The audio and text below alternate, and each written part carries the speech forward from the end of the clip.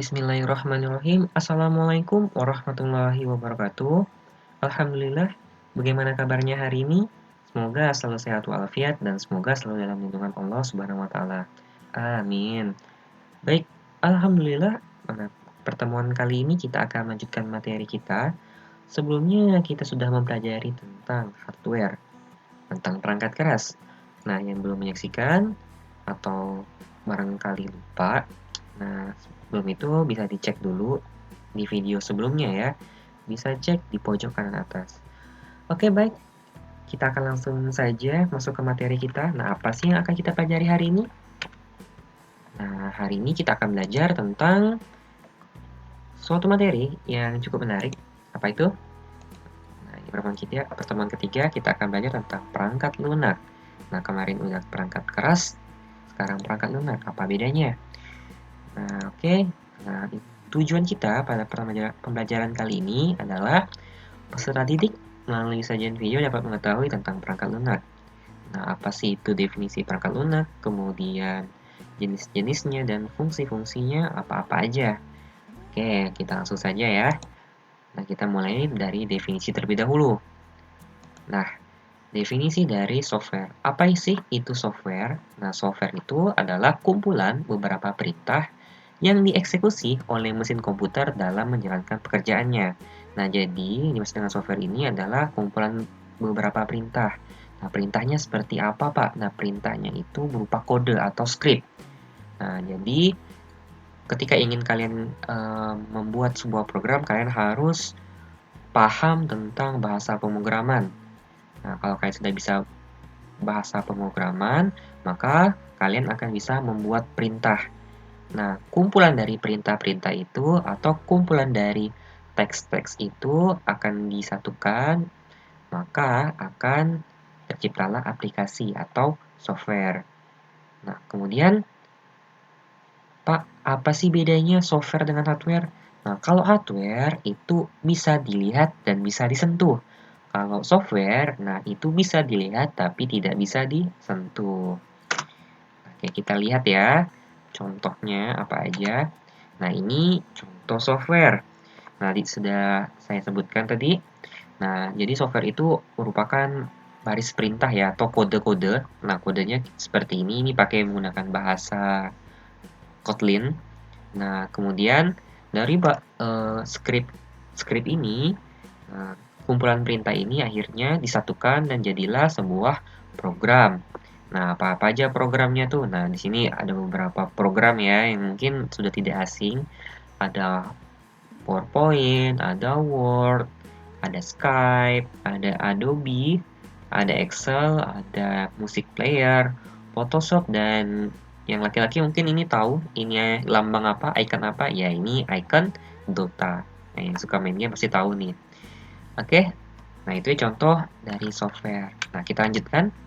Nah, kita akan belajar tentang fungsi software. Apa-apa aja fungsi software? Yang pertama, menyediakan fungsi dasar dari sebuah komputer sehingga dapat dioperasikan. Kemudian, yang kedua, mengatur setiap hardware yang ada pada komputer sehingga dapat bekerja secara simultan. Yang ketiga, menjadi penghubung antara beberapa perangkat lunak lainnya dengan hardware yang ada pada komputer. Yang keempat, perangkat lunak juga berfungsi sebagai penerjemah suatu perintah software yang lain ke dalam bahasa mesin, sehingga dimengerti oleh hardware. Nah, yang kelima, software juga dapat mengidentifikasi suatu program yang ada pada sebuah komputer. Oke, itu beberapa fungsi software. Nah, sekarang kita akan lanjutkan. Nah, kita akan belajar tentang jenis-jenis software. Nah, kali ini kita akan melihat jenis-jenis software itu berdasarkan lisensi. Setidaknya ada 3. Yang pertama, freeware. Apa itu freeware? Nah, dari kata-kata free ya, artinya gratis. Jadi, software yang gratis. Nah, jadi kita bebas menggunakan program atau aplikasi tersebut tanpa batasan waktu. Contohnya apa? Nah, di sini ada beberapa contoh aplikasi. Ada Photoscape, ada Winamp, ada VLC, ada Google Chrome, dan masih banyak lainnya. Kemudian, yang kedua, ada shareware atau trialware. Nah, ini apa ini? Nah, jadi ini ada sebuah perangkat lunak uji coba yang diberikan secara gratis. Nah, namun dia memiliki keterbatasan fitur-fitur, ada batasan fungsi-fungsi. Nah, sehingga tidak bisa dimanfaatkan secara maksimal. Maksudnya gimana, Pak? Jadi program itu awalnya dikasih gratis gitu ya. Kita bisa menggunakan berbagai fiturnya. Namun dalam jangka waktu tertentu, entah sebulan atau setahun, nah jadi aplikasi itu berhenti bekerja. Nah, dia ketika ingin melanjutkan kerjanya, kita harus membeli lisensi atau membeli serial code. Nah, baru program ini bisa digunakan kembali. Nah, jadi ini untuk uji coba dulu sih, dikasih Tesla dulu gimana programnya ini bagus nggak gitu. Nah, nanti sampai waktu tertentu dia akan meminta lisensinya seperti itu. Nah, itu shareware atau trialware. Contohnya apa? Ada IBM, nah, ada WinRAR. Nah, masih banyak lagi, shareware ini banyak banget. Nah, kemudian ada yang untuk komersial. Jadi ini untuk diperjualbelikan. Jadi perangkat lunak ini tujuannya untuk komersial yang dapat dibeli pada pendistribusi, pengembang software, atau kepada rekan pengembang software. Contohnya apa? Ada Windows dan ada Office dan masih banyak lagi lainnya ya untuk terkait dengan software yang berkomersial. Oke, itu beberapa software yang berdasarkan lisensi. Nah, sekarang kita akan lihat software itu berdasarkan fungsinya. Nah, ini software ada 3. Bapak klasifikasikan. Yang pertama ada sistem operasi. Nah, yang kedua ada program aplikasi dan utility. Yang ketiga ada program perusak. Nah, jadi kita akan lihat satu persatu. Oke, kita mulai dari sistem operasi dulu ya. Nah, jadi apa sih itu sistem operasi? Nah, sistem operasi merupakan sebuah perangkat lunak yang mengatur kinerja komputer secara mendasar, seperti menangani proses, masukan, dan keluaran, pengaturan sumber daya, penjadwalan tugas, dan manajemen file. Nah, jadi ibaratnya kalau sistem operasi ini adalah rumah dari software atau rumah dari aplikasi. Nah, tanpa sistem operasi, aplikasi kita itu tidak bisa kita jalankan. Nah, contohnya apa, Pak? Yang contohnya ini, ada Windows. Nah, yang sering kita gunakan ya di komputer sekolah ataupun biasa di komputer pribadi kalian. Nah, kemudian apalagi, Pak? Nah, ini sistem operasi yang ada pada komputer ada Linux. Nah, kemudian, nah di sini ada yang tahu ini logo apa nih? Yang hijau ini adalah logo Android. Nah, itu untuk pada smartphone ya. Nah, kemudian ada iOS. Nah, itu untuk pada smartphone juga, khususnya pada merek Apple. Nah, yang terakhir ini ada macOS. Nah, macOS ini dia sebuah sistem operasi juga untuk merek Apple, khusus merek Apple. Di perangkat lain tidak ada. Nah, jadi ini ya beberapa sistem operasi. Oke, kita lanjutkan. Nah, program aplikasi dan utility. Apa itu? Nah, program aplikasi dan utility itu merupakan program bantu atau aplikasi tambahan yang mendukung kinerja komputer. Nah, untuk mengecilkan, mengubah file, memperbaiki kondisi hard disk, dan antivirus. Nah, berbagai macam lainnya, program-program lainnya yang intinya membantu kinerja komputer seperti itu, atau membantu kinerja kalian. Apa-apa saja program aplikasi dan utility. Nah, kita lihat. Nah, di sini ada aplikasi pengolah kata atau angka atau dokumen. Nah, jadi aplikasi ini fungsinya untuk membuat dokumen. Nah, apa-apa saja. Nah, ini ya dari Office. Nah, Microsoft Office. Nah, Microsoft Office banyak sekali produk-produknya. Nah, salah satunya ada Word, ada Excel, ada PowerPoint. Nah, Word ini untuk pengolah kata, Excel ini untuk pengolah angka bisa, PowerPoint untuk presentasi atau dokumen. Nah, itu adalah merupakan aplikasi pengolah kata. Apakah cuma Office? Tidak, masih banyak lainnya. Ada WPS, ada OpenOffice, dan ini yang gratis. Kalau yang ini ya merupakan program komersial berbayar, jadi seperti itu. Oke, kemudian apalagi selain pengolah kata, ada aplikasi grafis. Apa itu aplikasi grafis? Aplikasi untuk mengolah desain grafis. Jadi untuk mendesain apa aja itu ada AI, ada Adobe Illustrator, kemudian ada Photoshop, kemudian ada Corel Draw. Nah, apa perbedaannya nih, Pak? Nah, ini perbedaannya kalau AI dan Corel itu untuk pengolah gambar, untuk gambar vektor. Nah, sedangkan Photoshop itu untuk gambar yang bitmap. Apa beda vektor dan bitmap? Kalau vektor, dia itu ketika kita besarkan gambarnya, kita besarkan skalanya, gambar itu tidak pecah. Namun kalau untuk gambar bitmap, ketika kita tarik gambarnya atau kita perbesar, itu nampak dot-dot. Nah, atau nampak kotak-kotak. Nah, itu namanya gambar bitmap. Nah, itu ya untuk perbedaan vektor dan bitmap. Oke, kita lanjutkan. Nah, di sini ada aplikasi multimedia dan aplikasi pengolah video. Nah, aplikasi multimedia itu aplikasi untuk entertain biasanya. Nah, untuk mutar lagu, untuk mutar video. Nah, contohnya apa ini? Di sini ada Winamp, ada Spotify. Nah, itu adalah musik player ya. Nah, seperti ini ya untuk memutar musik. Nah, kemudian ada video player. Video player itu VLC, KMP player. Nah, ini untuk memutar video. Nah, seperti ini ya. Nanti tampilannya kayak gini. Nanti videonya di sini. Nah, kemudian kita lanjutkan. Nah, aplikasi pengolah video. Nah, jadi ketika kita ingin membuat video, kita bisa olah terlebih dahulu. Nah, contohnya aplikasi apa? Ada PR. Apa nih PR? Adobe Premiere. Nah, ini bentuknya seperti ini ya. Nah, ini susunannya. Kemudian ada AE, ada After Effect, dan masih banyak lainnya. Nah, namun untuk pengolah video ini dia biasa membutuhkan spesifikasi komputer yang agak tinggi, lebih tinggi gitu supaya untuk kecepatan rendering atau kecepatan kompilasi dari videonya itu bisa cepat dan editingnya lebih mudah seperti itu. Oke, kita lanjutkan. Nah, ini tampilan dari After Effects ya. Kemudian, kita lanjutkan ada aplikasi internet dan aplikasi utility. Nah, aplikasi internet itu aplikasi yang digunakan untuk akses internet. Contohnya ada Google Chrome, ada Mozilla, ada Opera, ada Safari, ada UC, dan masih banyak lagi lainnya ya yang digunakan untuk kalian browsing atau akses internet.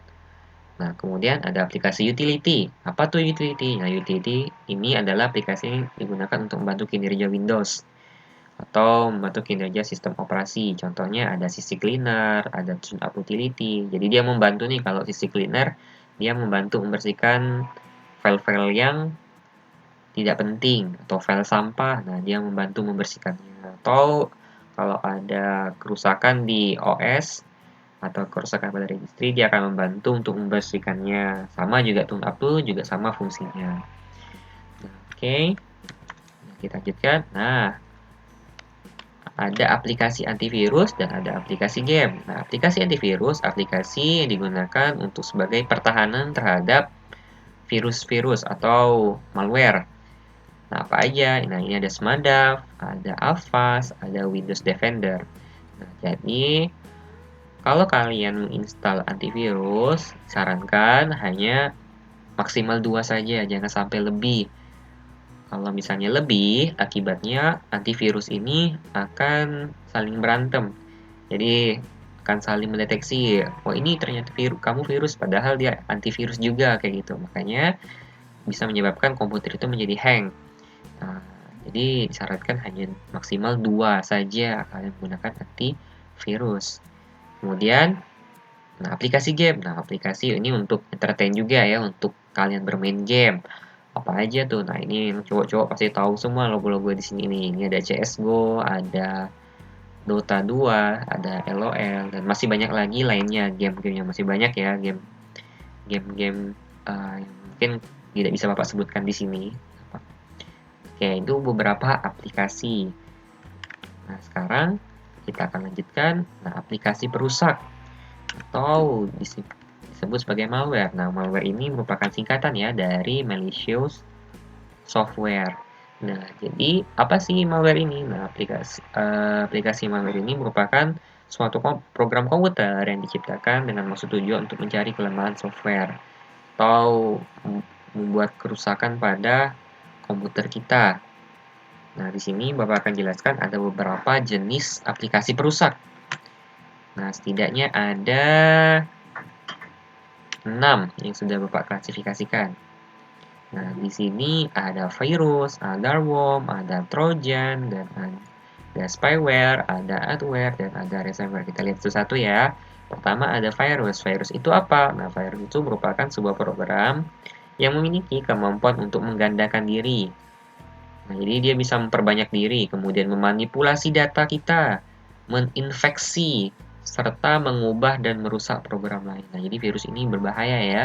Jadi dia itu bisa menggandakan diri, memperbanyak kan, kemudian memanipulasi data-data kita, menginfeksi data-data kita, serta mengubah dan merusak program lain. Nah, namun biasanya kalau virus ini dia butuh pihak ketiga untuk aktivasinya. Jadi dia butuh program lain gitu sebagai aktivator. Nah, kemudian ada worm. Worm itu kalau misalnya kita translate kan ke bahasa Inggris artinya cacing. Nah, cacing komputer. Nah, jadi itu dia itu kalau worm ini akan berusaha mencari celah seperti cacing yang membuat celah-celah seperti itu. Nah, jadi dia itu akan dapat menyebar dengan cepat pada sebuah jaringan komputer melalui lubang atau port yang terbuka. Nah, jadi dia akan berusaha mencari celah, kemudian dia akan masuk ke dalam komputer kita dan akan menggandakan diri, kemudian dia akan juga sama memanipulasi dan juga kadang dia merusak file sistem kita seperti itu. Nah, itu worm. Kemudian trojan. Nah, trojan atau biasa trojan horse. Nah, ini suatu program yang memiliki kemampuan untuk tidak terdeteksi. Jadi dia susah untuk dideteksi antivirus. Karena dia seolah-olah tidak mengubah apapun atau tidak merusak sistem. Namun di trojan ini dia itu kadang menyimpan backdoor atau menyimpan pintu belakang sehingga dia bisa mengakses data-data kita seperti itu. Nah, kemudian ada spyware. Spyware itu adalah perangkat lunak yang dapat mengirim informasi tentang pengguna komputer tanpa diketahui oleh si pengguna tersebut. Nah, namanya juga spy ya, mata-mata. Jadi, aplikasi ini diciptakan untuk memata-matai komputer. Jadi kita tahu nih kalau misalnya atau yang membuat virus spyware ya, membuat spyware ini akan tahu nanti nih kita ngerjain apa, aplikasi kita ada apa saja dalam komputer kita, bisa mencuri data-data pribadi kita. Nah, spyware ini berbahaya sekali. Ada contohnya lagi itu namanya keylogger.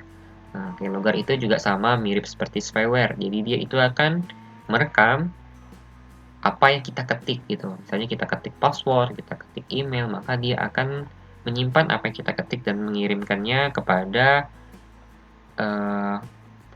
pembuat dari keylogger tersebut. Nah, kemudian yang kelima ada jenis malware, ada adware.